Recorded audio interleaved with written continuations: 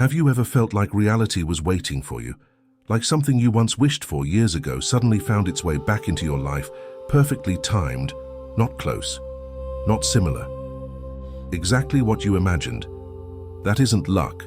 That isn't chance. That's the moment the universe remembers who you are.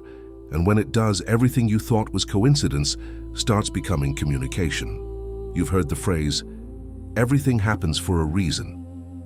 But few ever realize what that actually means. Because it's not fate, it's feedback. Every thought you've ever had, every emotion you've released into the field, they don't disappear. They leave a signature, and that signature never fades. Think about it. Energy cannot be created or destroyed. Science proved that centuries ago. But what about intention? What about desire? What about the emotional frequency you broadcast when you truly want something? Where does that go? The universe is a conscious network, not a static space. It doesn't just observe you, it learns you. Every time you act from love instead of fear, the field adjusts. Every time you choose clarity over chaos, gratitude over resentment, truth over ego, it reprograms how it mirrors you. That's why, years later, when you suddenly meet someone or enter a place that feels strangely familiar, it's no déjà vu, it's resonance. You're walking through data you wrote long ago. The universe kept the record, and when your frequency finally matches what you once created, it plays it back, not as memory, as manifestation. Science once said, energy cannot be created or destroyed. But what about experience? What about meaning? Quantum theory suggests that information, the memory of all things, is also indestructible. Every event, thought, or feeling is encoded somewhere in the field. Physicists call this the holographic principle, the idea that every piece of the universe contains information about the whole. Your memories don't just live in your brain, they ripple into the environment around you, imprinting the quantum field like a photograph develops in solution. That's why sacred places feel sacred, not because of geography, but because of accumulated resonance. Thousands of souls left emotional data there. Prayers, grief, joy, reverence, all of it encoded into the space itself. And when you enter, your energy syncs with their frequency. You feel something without knowing why. It's not imagination, it's information transfer. The pyramids of Giza, Stonehenge, the temples of Angkor Wat. These places don't just hold history, they hold frequency. The universe remembers everything, but it responds only to coherence. When your inner state matches the vibration of what you once created, the field unlocks that memory and manifests it back into your timeline. It's not the past returning. It's the code recognizing its author.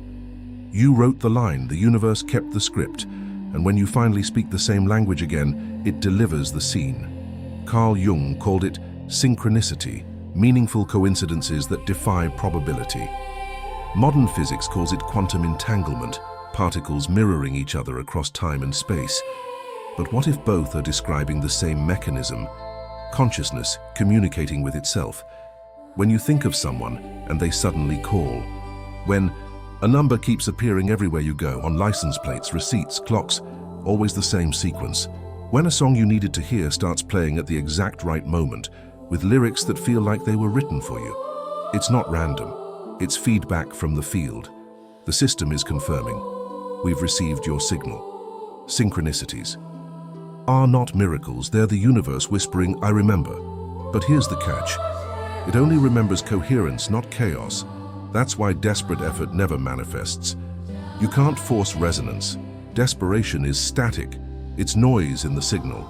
The field can't decode it. You can only align with it. The moment you stop chasing, the universe catches up. Because chasing creates distance. Alignment creates arrival. Think about the last time you finally let go of something you wanted desperately. Maybe a relationship, maybe a job, maybe a dream that felt impossible, and then weeks or months later, when you'd made peace with its absence, it appeared. Different form, same essence. That wasn't coincidence. That was the universe waiting for your frequency to stabilize. Imagine your consciousness as a unique frequency, a symphony no one else can replicate. Every emotion you've ever felt becomes part of its melody. When you live out of tune, through stress, resentment, or fear, your signal becomes noisy, hard to detect. The universe hears static, but when you realign through gratitude, clarity, love, your signal sharpens. That's when the field locks onto you again. Reality doesn't recognize your name. It doesn't care about your words, your prayers, your affirmations. It recognizes your vibration. It remembers the energy, not the language. That's why affirmations only work when felt, not recited. When you speak from emotion, you broadcast in high definition. When you whisper truth from your core, the code vibrates in harmony. You've probably noticed this. The moment you finally make peace with something you've been fighting for, it suddenly arrives. Not because you gave up, because you stopped resisting. And resistance creates interference. The universe wasn't ignoring you. It was waiting for your frequency to come home. Home to coherence. Home to truth. Home to the original signal you sent before fear distorted it. Here's the part most people miss. You don't attract what you think. You attract what you remind the universe of. Your energy carries a signature, and the field responds to recognition. Every time you feel, you're broadcasting. Every time you believe, you're encoding. Every time you act from your truth, you're signing your name in the quantum field, and the universe, being conscious, reads signatures. When you become consistent, when you live your truth without distortion, without pretense, without apology, your signal stabilizes, and that's when reality begins to orbit you. The universe doesn't revolve around humans, but it does revolve around coherence. When your heart, mind, and actions align, you become a harmonic node in the system, a point of perfect resonance, like a tuning fork that makes every other fork around it vibrate at the same frequency. At that moment, the quantum field reorganizes itself around you. Opportunities, people, and events synchronize effortlessly, not because you forced them, but because the system remembered your original pattern. You were never chasing your destiny. You were reactivating your frequency. Destiny isn't out there. It's encoded in your energy signature. And the moment you stop distorting it with doubt, fear, or imitation, the universe recognizes you again. Like a long-lost friend seeing your face after years apart. Instant recognition, instant response. And then, one day, something subtle happens. You start noticing that life feels lighter. Doors open before you knock. Answers appear before you ask. You think of someone, and they reach out within hours. You feel peace, and the world quiets around you. Not because you're lucky, because you're coherent. That's the universe remembering your name in its own language. Energy. Every time you align with your truth, you strengthen the bridge between your mind and the field. Every act of love, every honest intention, every moment of stillness, it updates your record in the cosmic database. And in return, reality rearranges itself to mirror who you've become. Not who you pretend to be, not who you think you should be, who you actually are when no one's watching. This is the moment of full resonance, when destiny stops being something you find and becomes something that finds you. The field recognizes you not as a request but as a reflection. You stop asking the universe for things. You become the thing the universe responds to. That's the shift. That's the awakening. That's when synchronicities stop being rare and start being constant. Because you're no longer out of tune. You're the note the entire symphony is harmonizing with. When the universe starts remembering you, it's not giving you miracles. It's giving you memory.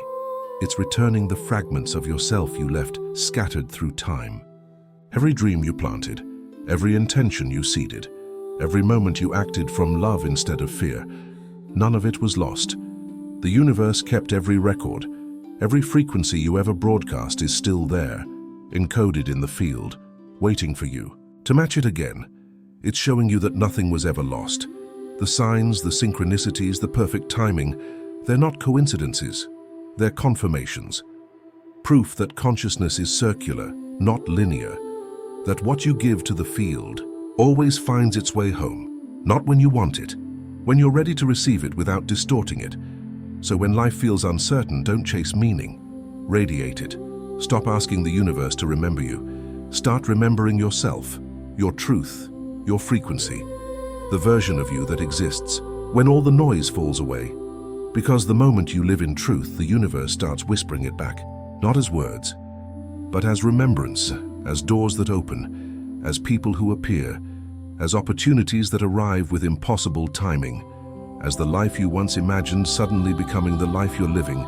That's not manifestation, that's recognition. The universe didn't create something new. It remembered what you already were. And when you finally remember too, everything changes. Not because reality shifted, because you came home to your frequency. And the universe? It was waiting for you all. Along quantum core, where consciousness meets code.